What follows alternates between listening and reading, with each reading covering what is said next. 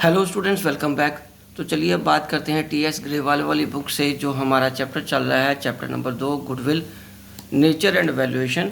उसके next 3 question अब हम करेंगे 24, 25 और 26। ठीक है बच्चों, तो पहले हम बात करते हैं 24 क्वेश्चन नंबर 24 की।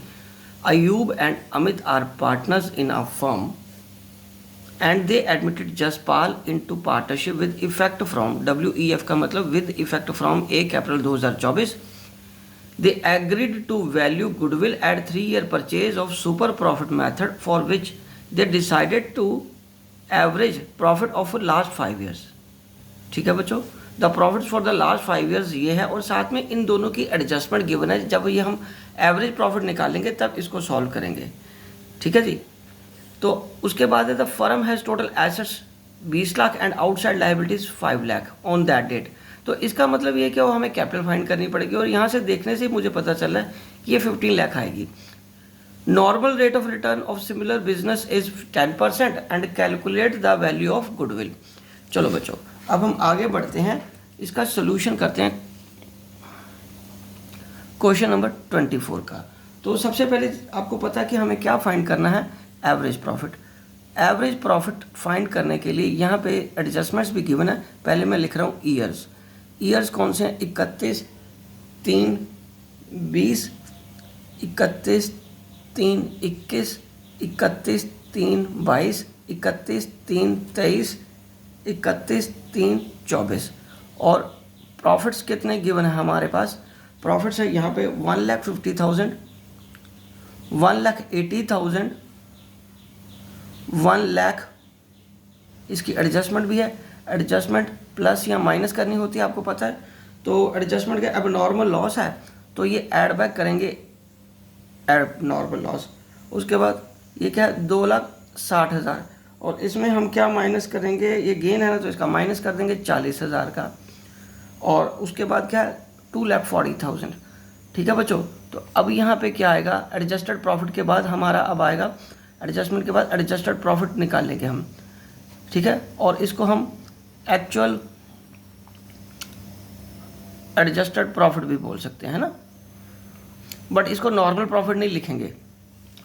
तो ये आ गया 1,50,000, 1,80,000, ये 2 लाख, ये आ गया 2,20,000 और ये आ गया 2,40,000। ठीक है बच्चों, तो अब हम क्या करेंगे, इसको ऐड करके दिखाएंगे। इसको ऐड करके दिखाएंगे 1,50,000 जमा 1,80,000 जमा 2 लाख जमा 2,20,000 जमा 2,40,000, ये आ गया 9,90,000। तो टोटल प्रॉफिट्स कितना आ गया हमारे पास, 9,90,000। ठीक है बच्चों, 9,90,000। तो एवरेज प्रॉफिट कैसे फाइंड करेंगे,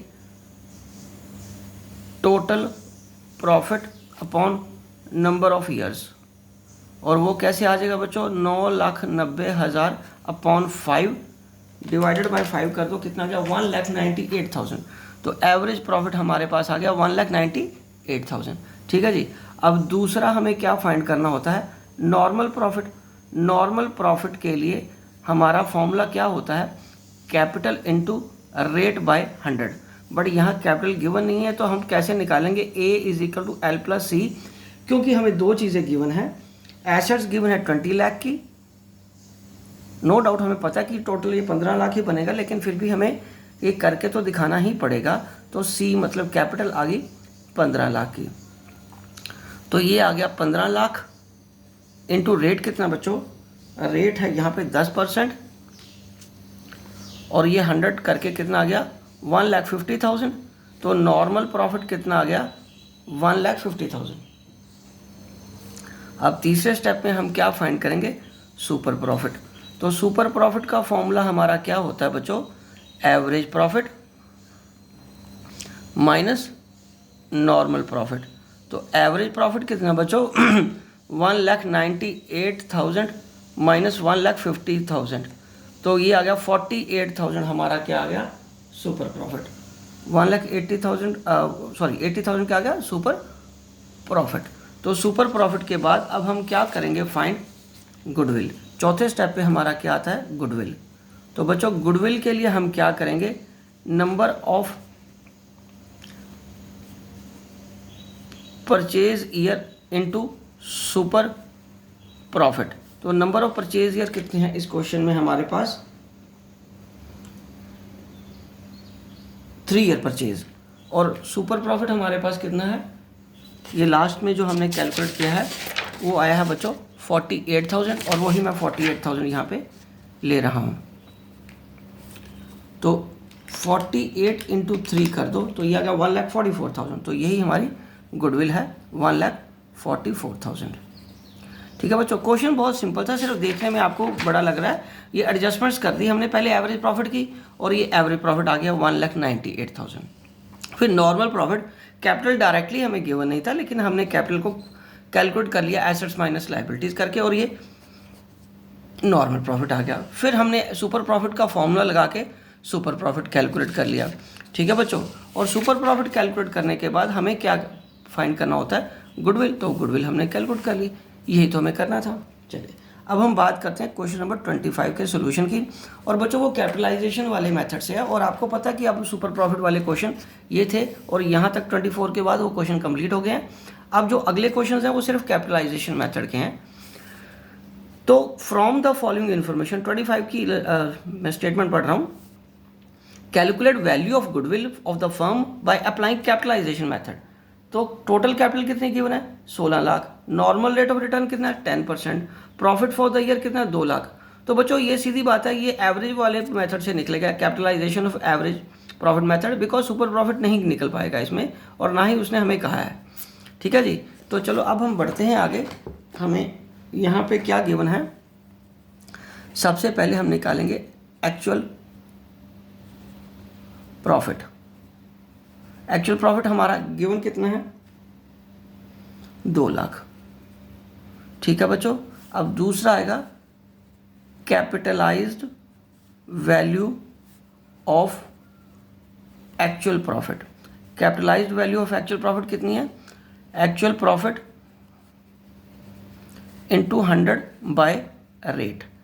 तो ये आ गया 2 लाख का इंटू 100 डिवाइडेड बाय कितना कर देंगे? 10।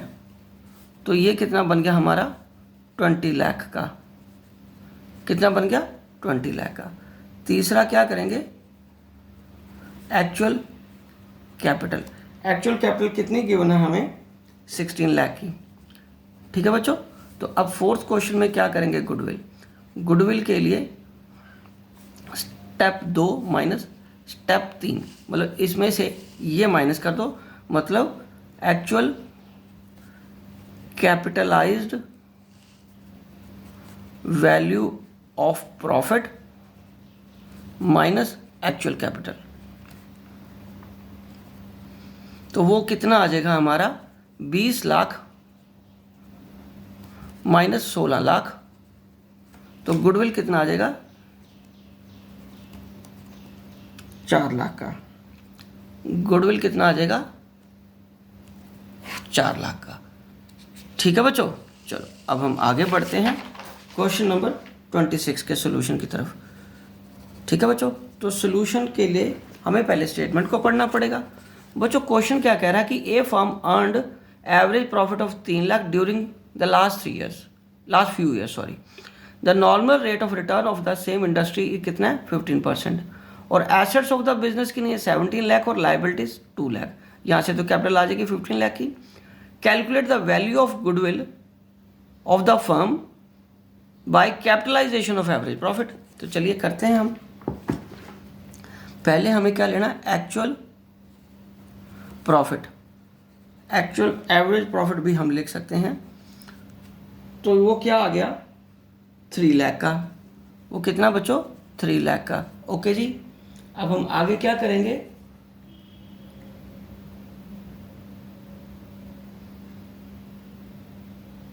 उसके बाद हमें करना है दूसरे स्टेप पे capitalised value of profit. Capitalised value of profit कितना है? Average profit into 100 upon rate का फॉर्मूला लगा दो। वो कितना आ गया हमारे पास? 3 लाख इंटू 100 अपॉन रेट कितना यहाँ पे क्वेश्चन में? 15। ये 2 आ जाएगा, तो ये कितना बन गया 1 2 3 4 1 2 3 4 5 6 20 लाख बन गया।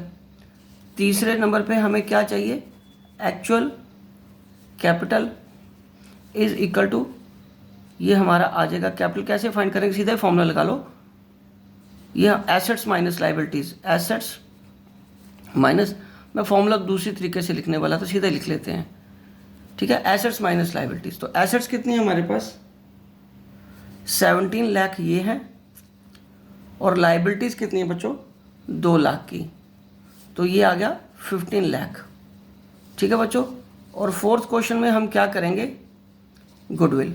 गुडविल के लिए फिर वही हमारा फॉर्मूला क्या रहेगा, step number 2 minus step number 3, मतलब capitalised value of profit minus actual capital. Capitalised value कितनी है बच्चों 20 lakh minus 15 lakh is equal to 5 lakh, तो ये आ गया गुडविल। एक्चुअल एवरेज प्रॉफिट कितना हमारा 3 लाख है, कैपिटलाइज्ड वैल्यू ऑफ प्रॉफिट कितना है 20 लाख है, ठीक है। एक्चुअल कैपिटल कितनी है 15 लाख है, और गुडविल कितनी आ गई, गुडविल हमारी आ गई 5 लाख की, ठीक है बच्चों।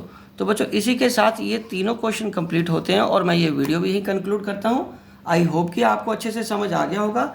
अब हम जो नेक्स्ट क्वेश्चंस हैं अगली वीडियोस में करेंगे, ठीक है बच्चों। तब तक आप मेरे चैनल को सब्सक्राइब करके वीडियोस देखते रहिए और अपना कोर्स कंप्लीट करते रहिए। Wishing you good luck.